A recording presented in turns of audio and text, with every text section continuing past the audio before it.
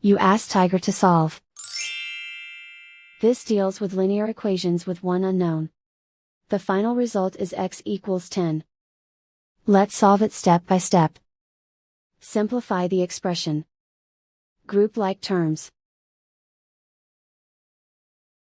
Simplify the arithmetic. Group all constants on the right side of the equation. Add 10 to both sides. Simplify the arithmetic.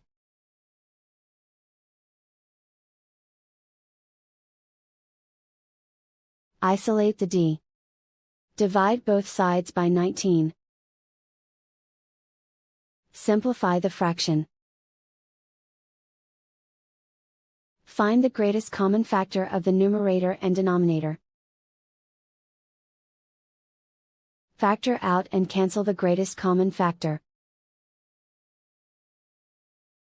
And so the final result is x equals 10.